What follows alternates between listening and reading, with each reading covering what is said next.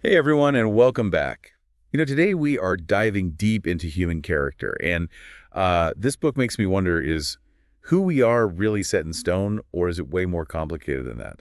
That's a really fascinating question. The book tries to explore those inconsistencies, those times when people really surprise us with their actions. I mean, we've all seen it, right? Someone we think we know acts totally out of character. Like, where did that come from? Yeah, and the book dives into that by looking at how evolution actually plays a part. Evolution. So you're saying our biology is somehow driving these unpredictable behaviors. It uses this cool idea, the ant and the grasshopper, to represent two different systems in our brains. One's focused on long-term goals, and the other's all about instant gratification. Okay, I'm intrigued. Break down this ant and grasshopper thing for me. Yeah. How does that actually explain why people act so inconsistently sometimes? Well, imagine it this way. The ant is all about planning for the future, being responsible. Like when you're saving up for that big vacation. Gotcha. So that's the ant. What about the grasshopper? The grasshopper is living in the moment, seeking that instant reward, like splurging on that fancy coffee when you know you should be sticking to your budget. Ah, I see it now. So it's this constant back and forth between the ant and the grasshopper that shapes our actions. Yeah, and the book argues that it's this push and pull that determines a lot of our behavior. Hmm. So are you saying we all have this internal struggle going on like a tiny angel and devil on our shoulders, and which one wins out kind of determines whether we make the good choice or the bad choice? It's not so much about good versus bad. It's more nuanced than that. Our character isn't fixed. It's more like a spectrum. And our actions at any given time might just reflect which system the ant or the grasshopper is in the driver's seat. I'm starting to see how this framework could be really useful for understanding those head-scratching moments when people do things that seem totally out of line. Hmm. The book starts off with a pretty dramatic example, right? Yep. The story of Mark Sanford, the South Carolina governor, who basically went AWOL, supposedly hiking the Appalachian Trail. Right. But the Appalachian Trail turned out to be a cover story.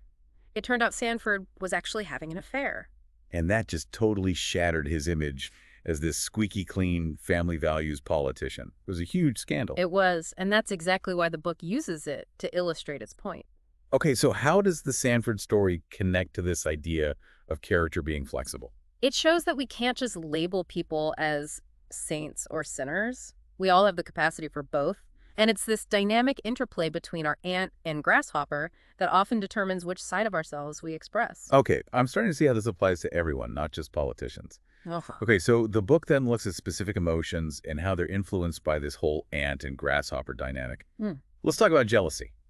Most people see it as a purely negative emotion, right? For sure, jealousy can be pretty destructive. There's no doubt about that. But the book claims it might actually have some evolutionary benefits. Well, yeah, think about it. If we look at jealousy through the lens of the ant and the grasshopper, jealousy might be a signal that something important to us is under threat. So you're saying jealousy could be a way of protecting our own interests. What kind of interests are we talking about here? Think about the things we really care about. Our relationships, our social status, our sense of belonging. When those things are threatened, jealousy kicks in. It's like an internal alarm system alerting us to potential danger. That makes sense. So it's not always a bad thing then. It can actually be helpful in some ways. It can be a motivator for sure, like a driving force that pushes us to protect what we value. The book uses the example of Tom Cruise, right? Not someone you typically think of as being driven by jealousy. It's true. The book talks about how some of his drive and ambition, particularly early in his career, might have been fueled by jealousy. Maybe seeing other guys trying to get the attention of girls he was interested in. Oh, so it's like that early feeling of competition might have lit a fire under him, pushing him to succeed. Right. And you could argue that feeling of being threatened might have actually ignited his ant system, pushing him to work harder to become the icon he is today. So jealousy gave him that extra push. But of course, as we all know, jealousy can also go off the rails. Oh, absolutely.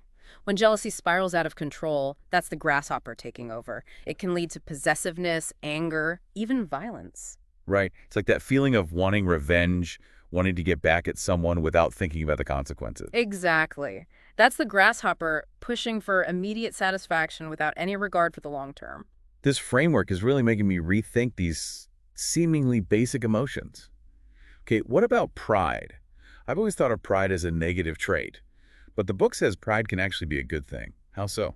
Well, it might surprise you, but pride can actually be a powerful force for good. Yeah, Even simple acts of recognition or praise can trigger a pride response, and that can motivate us to be better, to strive for excellence. that's fascinating. So are you saying that a little bit of pride can actually help us grow and achieve our goals? The book talks about this study where participants were praised for their puzzle-solving skills. And just that simple act of recognition was enough to boost their pride and motivate them to work harder on later tasks. That's amazing. Yeah. So if like getting a pat on the back can actually make us perform better. Who knew? But there's a flip side to this as well. The book acknowledges that pride can be exploited. Okay, I can see how that might happen, Yeah. especially in today's world with social media and everyone chasing likes and validation. Right. It's like the difference between feeling proud of yourself for mastering a new skill versus feeling proud because you got a bunch of likes on a selfie. So true. So are you saying true pride should come from within, from a sense of accomplishment rather than external validation? That's what the book argues, and it makes you wonder about the motivations behind a lot of the behavior we see online. Are people genuinely proud, or are they just seeking that dopamine hit of approval from others? It's a really interesting question, and this ant and grasshopper framework is giving me a whole new way to look at these everyday behaviors. But let's shift gears a bit now and talk about something a bit heavier. Compassion versus cruelty. Wow, that's a big jump. But yeah, it gets to the heart of what makes us human, right? Our capacity for both kindness and cruelty. Exactly. The book explores this really fascinating historical event, the 1914 Christmas truce during World War I. Oh, yes, I love that story. It's such a powerful example of humanity shining through in the midst of this horrific war. These soldiers on opposing sides spontaneously lay down their arms on Christmas Eve. They sang carols together, exchanged gifts, even played a little soccer. It's an incredible example of how compassion can override even the most intense hatred. But then, of course, the truce was short-lived. The fighting resumed soon after.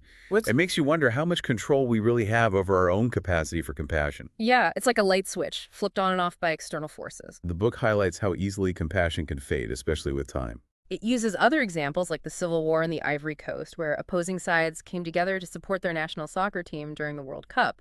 And then as soon as the tournament ended, the fighting started up again. So it's not just about whether we're capable of compassion. It's about the context, the circumstances that make it easier or harder to feel empathy for others. You've got it. And this doesn't just apply to war. We see it in everyday life, too. Definitely. Think about how people react to natural disasters or tragedies. There's this outpouring of support and empathy in the immediate aftermath, but as time goes on, the initial shock wears off, and so does the compassion. So it seems like our ability to connect with others' suffering is really influenced by how similar we perceive them to be and how connected we feel to their situation. What happens when that perception of similarity disappears? Well, that's when things get really dangerous. That's when it becomes easier to dehumanize others, to see them as different as them, not us. And once that happens, cruelty becomes a lot easier. Unfortunately, yes. The book talks about this really disturbing anecdote, a group of people ignoring a burning homeless man outside a Starbucks. It's a chilling reminder of how easily we can disconnect from the suffering of those we perceive as different from us. That's awful. How does the book explain that kind of disconnect? Is it just a lack of empathy, or is there something more going on? Well, the book suggests that our grasshopper system actually plays a big role in those situations. Oh, really? How so? Remember, the grasshopper is all about self-preservation, minimizing effort and maximizing rewards. And helping others, especially those we don't see as like us, often requires effort and sacrifice. And that goes against the grasshopper's inherent nature. So in those moments, our grasshopper is basically whispering in our ear, don't get involved. It's not worth it. That's a good way to put it. And while that might protect us in some situations, it can also lead to some pretty heartless behavior. Does the book offer any advice on how to overcome that grasshopper influence in those moments? It emphasizes the importance of becoming aware of those moments when our grasshopper is taking over. Recognizing those rationalizations we use to justify our indifference, the ways we dehumanize others to make it easier to ignore their pain. So by bringing those unconscious processes to the surface, we can start to challenge them and make more conscious, compassionate choices. Exactly. It's about taking responsibility for our own behavior, even when it's uncomfortable. This deep dive is really making me think about all the subtle ways our grasshopper influences us, often without us even realizing it. But the good news is, as we become more aware of those influences, we can start to make more deliberate choices. Okay, let's move on to another core aspect of character honesty. It seems so straightforward, but the book reveals some pretty surprising insights into how external factors can actually sway our tendency to be truthful. You're right. Honesty, often viewed as this fixed trait, is actually quite vulnerable to outside influences. So it's not as simple as saying someone is or isn't honest. Yeah. It's way more complicated than that. Right. It's more like honesty exists on a spectrum. And where we fall on that spectrum at any given moment can be influenced by things like social norms and even our perception of anonymity. I'm really struck by the statistic the book mentions about honor students.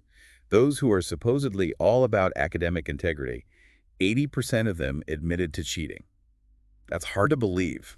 It is a surprising number, but the book explains this by looking at the power of social norms. Meaning, if everyone else is doing it, it makes it easier to justify cheating yourself. Exactly. If cheating becomes commonplace, if it's seen as the norm, then it doesn't feel as wrong. It becomes almost expected. It's like that monkey see, monkey do phenomenon. If we see others being dishonest, we're more likely to follow suit. Right. The book describes this experiment where participants were given math problems to solve, and some of them had the opportunity to cheat without getting caught. So it's a classic test of honesty. And the results were pretty clear. Cheating was much more common when participants believed that others were cheating too. It's like one person's dishonesty gives permission for others to do the same. It's that old saying, if your friends jumped off a bridge, would you jump too? But the book takes this even further, right? It argues that anonymity can actually make us more dishonest. Yes. They use a study called the dictator game, which is a common experiment in behavioral economics. Basically, participants have to decide how to split a sum of money with another person. Okay, and what's the twist? In this version, some of the participants wore sunglasses to create a sense of anonymity. Sunglasses, that's all it takes. Surprisingly, yes. The results showed that those wearing sunglasses feeling more anonymous were significantly more likely to keep a larger share of the money for themselves. Wow, so just the feeling of being unseen made them act less fairly? Ugh. That's a bit unsettling. It is. It challenges our assumptions about how much control we have over our own behavior. Yeah. It suggests that honesty isn't this unwavering virtue, but something that can be swayed by external factors. This conversation is making me rethink everything I thought I knew about human nature. It's both humbling and exciting to realize that we're far more complex and malleable than we might think. Okay, before we go too deep into the existential stuff, let's talk about another area where this interplay of influences is at work: risk-taking. Okay, risk-taking, another fascinating example of the ant and grasshopper battle. The book compares Wall Street traders, those masters of calculated risk, to gamblers driven by the same thrill-seeking impulses. Is that a fair comparison? Well, it might seem counterintuitive, but the book argues that our brains, whether we're traders or gamblers, respond to risk in very similar ways. Yeah. It's not just about logic and numbers. Our emotions play a huge role in how we perceive risk. Emotions like excitement, fear, the anticipation of winning big. Exactly. It's not just about cold, hard calculations. It's about how those potential outcomes make us feel. And that's where the concept of loss aversion comes in. Loss aversion. That's the idea that we're wired to avoid losses, even if it means missing out on potential gains, right? That's it. And it helps explain why we sometimes make choices that seem irrational on the surface, like choosing a guaranteed small reward over a risky but potentially much larger one. So we're more motivated by the fear of losing than the possibility of winning big. Our brains are wired to prioritize avoiding pain over seeking pleasure, and that has deep evolutionary roots. You know, back in the day, a loss could mean starvation or death. Makes sense. The book uses some really interesting contrasting examples to illustrate this point. The child of a firefighter who sees their parent routinely face danger and come out okay, versus the child of a hypochondriac who's constantly bombarded with anxieties about health risks. Those are great examples. I can see how the firefighter's child might develop a higher tolerance for risk, whereas the hypochondriac's child might become more risk-averse. So it's not just our personality, it's also the experiences that have shaped our perceptions of danger and reward. Exactly. It's this complex interplay between nature and nurture, between our biology, our environment, and the unique experiences that make us who we are. So are we all just products of our experiences then? Does that mean we have no control over our own risk-taking behavior? Not necessarily. The book emphasizes that while our past experiences and emotions can heavily influence us, we can develop strategies to make more informed decisions about risk. It's about becoming aware of our biases, those ingrained patterns, and then choosing to act differently. So how do we do that? How do we calibrate our ant and grasshopper systems when it comes to risk? The first step is recognizing the factors that might be skewing our judgment, like our current mood or a past negative experience. So if we're feeling stressed or anxious, we might be more risk-averse even if the situation doesn't warrant it. Exactly. And once we understand those influences, we can start to make more conscious choices that aren't just driven by our gut reactions. It's like taking a step back and asking ourselves, is my grasshopper overreacting right now? Or is my ant being too cautious? Mm, It's about bringing our rational minds back online. I like that. The book also points out that risk-taking isn't always heroic and avoiding risk isn't always cowardly. It depends on the context. It's like we're fascinated by those who beat the odds, who defy expectations and come out on top. It's the allure of the unexpected, the excitement of seeing someone take a risk and succeed. But the book reminds us that risk-taking can also be reckless and even harmful. It's like those Wall Street traders we talked about earlier. They were praised for their risk-taking during the good times, but then when the market crashed, they were vilified for the same behavior. Exactly. It shows how important it is to consider the context, the motivations, and the potential consequences of risk-taking. It's not as simple as good or bad. It's about understanding the complex interplay of factors that lead to a particular decision. This is really making me think about the nuances of human behavior. It seems like every aspect of character we've explored so far is way more complex and malleable than I ever realized. Yeah. Okay, let's tackle another challenging topic. The book addresses prejudice. Prejudice is a sensitive issue for sure, but the book approaches it in a really thoughtful way, arguing that we're all susceptible to prejudice, even without realizing it. It's like we all have these hidden biases lurking beneath the surface. Right, it challenges the idea that prejudice is limited to just a few bad apples. Instead, it suggests that it's a much more widespread aspect of human psychology. One of the examples the book uses is Jane Elliott's famous blue eyes, brown eyes experiment. Can you refresh our memory on that one? Jane Elliott was a third-grade teacher who designed this experiment to teach her students about prejudice. She divided her class based on eye color and told them that blue-eyed children were superior to brown-eyed children. And even those young kids immediately started discriminating against each other. It's a pretty disturbing experiment to think about. It is. Within hours, the blue-eyed kids, feeling empowered by their supposed superiority, started bullying and excluding their brown-eyed classmates. The next day, she reversed the roles, and the same patterns of discrimination emerged, only this time it was the brown-eyed kids who became the aggressors. Wow. It's hard to believe how quickly those kids adopted those prejudices. But surely adults wouldn't be so easily manipulated, right? It's not quite that simple. The book cites a study where researchers wanted to see if they could create prejudice in the lab even without pre-existing stereotypes. How do they do that? They had participants complete a task that made them feel angry, and then they showed them pictures of individuals belonging to a completely made-up group. A made-up group. So there were no real-world stereotypes associated with these people. That's the point. They wanted to see if prejudice could emerge even in the absence of any prior knowledge or experience. And what happened?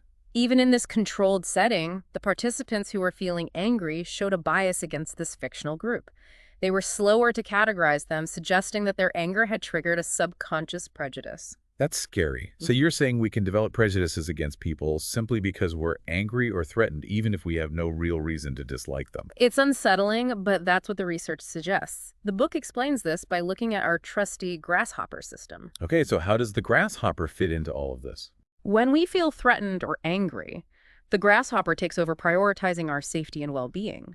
And one way it does that is by encouraging us to be wary of those we perceive as different as potential threats. So it's like our grasshopper is saying, better safe than sorry, even if it means misjudging someone who's actually harmless. That's the danger of prejudice. Oh, It leads us to make snap judgments based on fear and assumptions rather than actual evidence. the book talks about the tragic case of Amadou Diallo as a real-world example of this. Yes, Amadou Diallo was an unarmed black man who was shot and killed by police officers in New York City.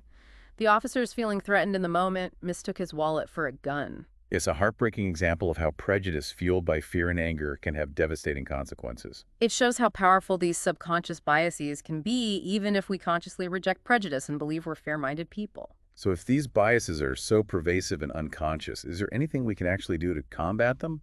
Or are we just doomed to make these biased judgments? It's not a hopeless situation. The book emphasizes the importance of exposure to diversity. The more we interact with people from different backgrounds, the more we challenge our preconceived notions, and the less likely we are to rely on stereotypes. So it's about expanding our worldview, stepping outside our comfort zones. Exactly. It's about recognizing the richness and complexity of human experience beyond our own limited perspectives. And that's something we'll explore further in the next part of our deep dive. This conversation is really challenging me to think about my own biases and how they might be influencing my perceptions. It's both uncomfortable and empowering to realize that we have the capacity to change. Absolutely. And that's what makes this whole topic so fascinating. We're not just passive recipients of these influences.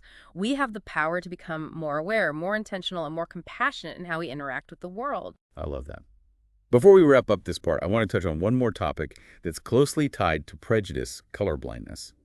It seems like a noble goal to treat everyone equally regardless of their race. But the book suggests that colorblindness might not be the answer we think it is. You're right.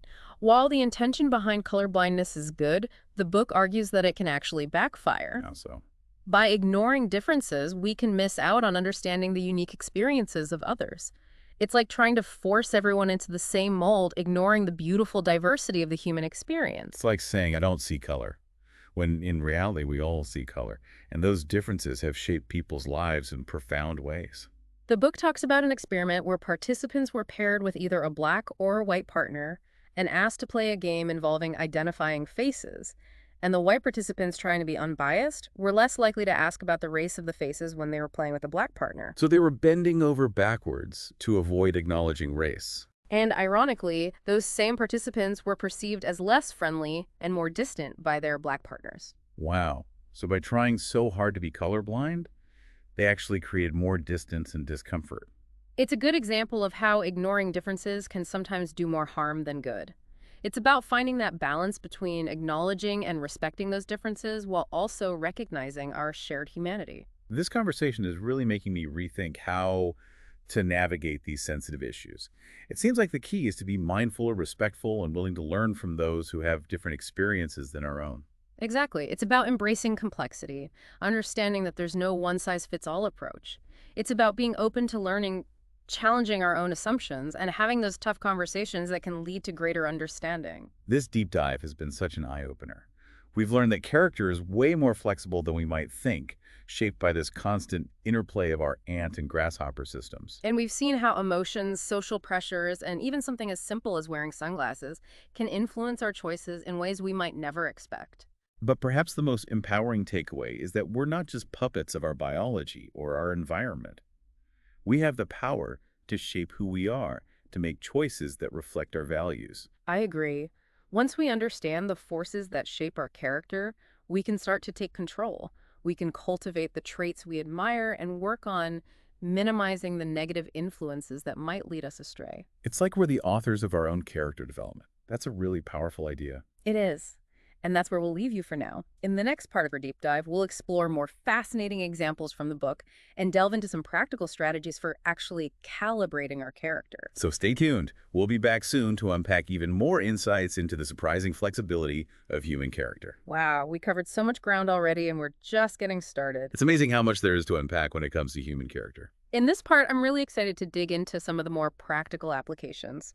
We've talked about this tug of war between our ant and grasshopper systems, but how can we actually use that knowledge to make better choices in our everyday lives? Yeah, that's a million-dollar question. Good, sir. It's one thing to understand the theory, but how do we actually put these insights into action? The book offers some concrete strategies for doing just that.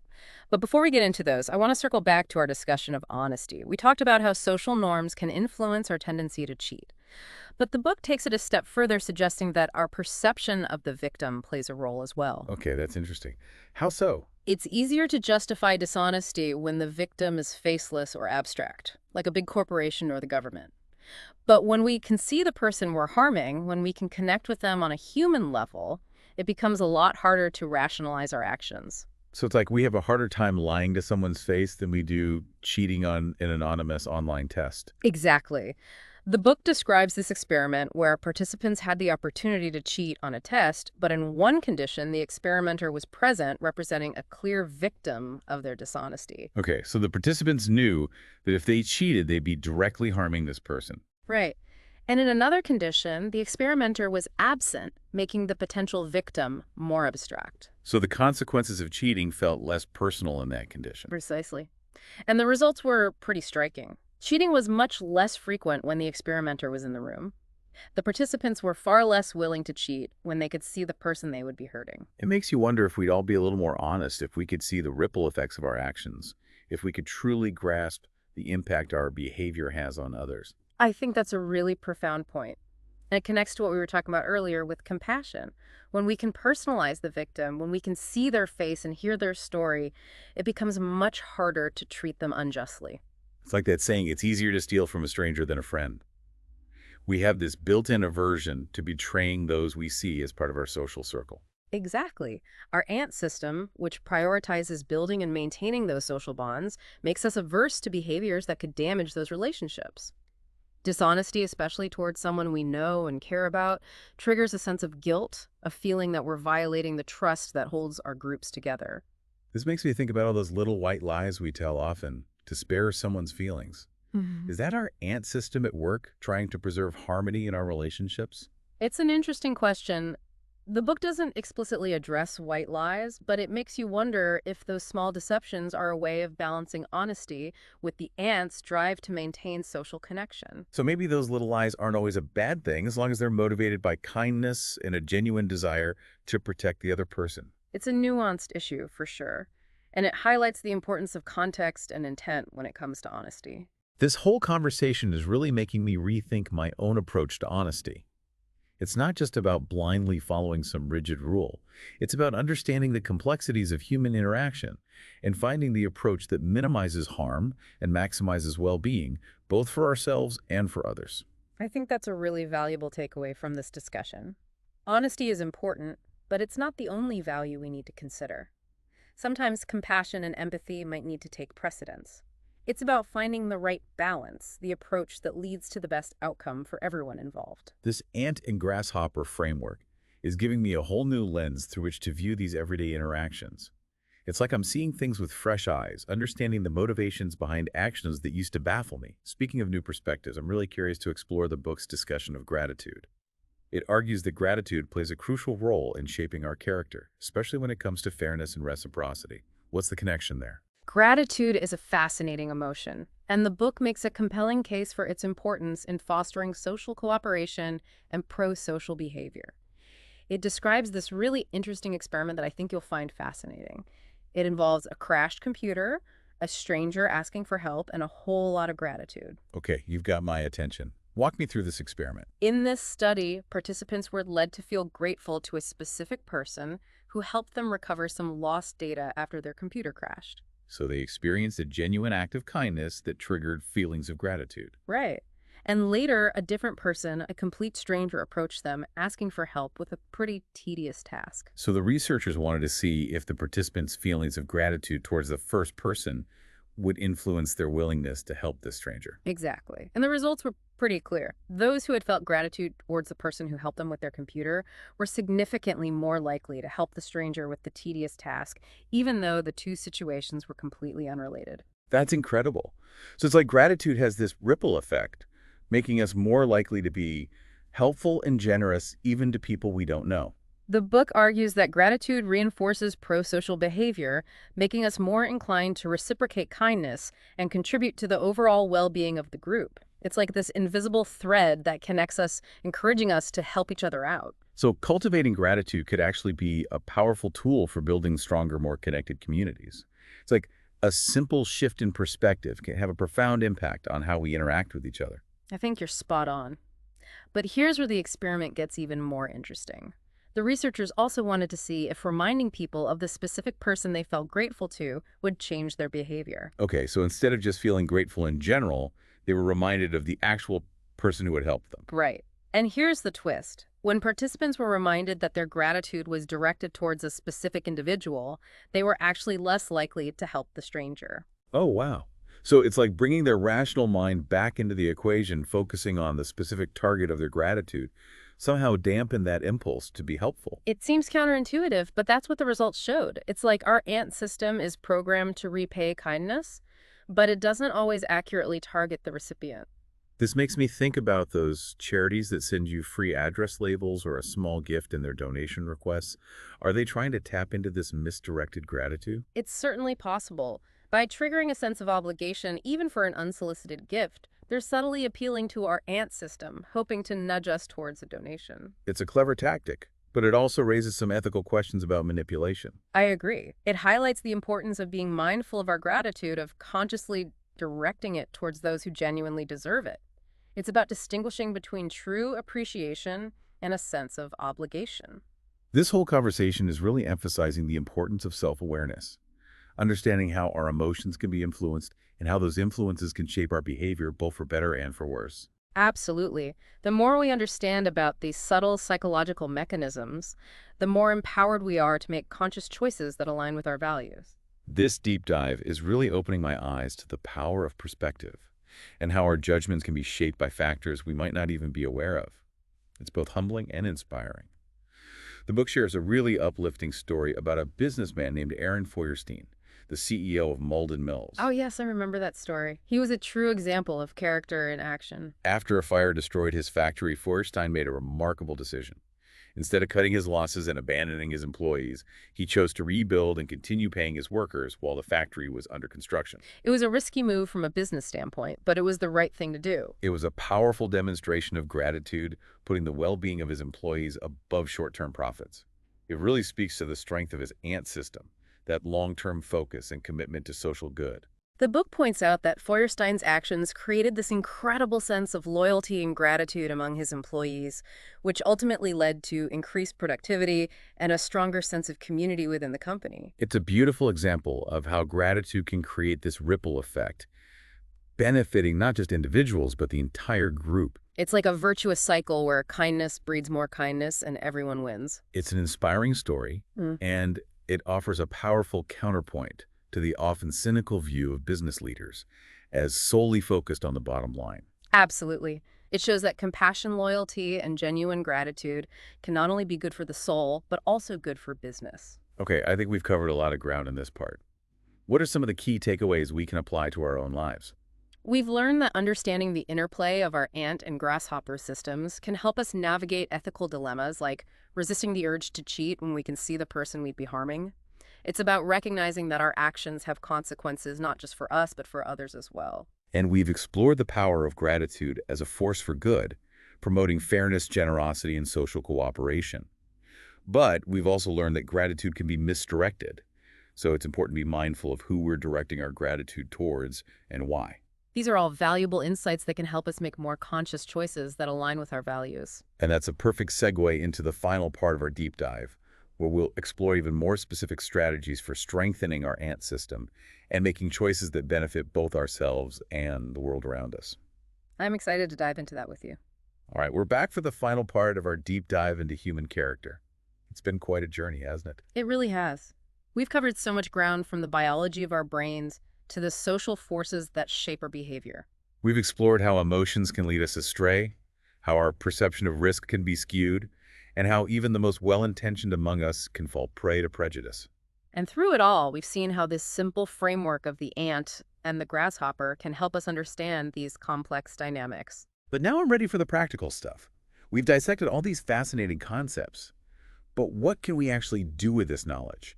How can we actually use it to become better people? That's the ultimate goal, isn't it? To translate these insights into real-world action. The book doesn't disappoint. It offers some really concrete strategies for putting all this knowledge to work. Okay, so let's get down to brass tacks. What's the first step? Well, as with most things, it starts with self-awareness.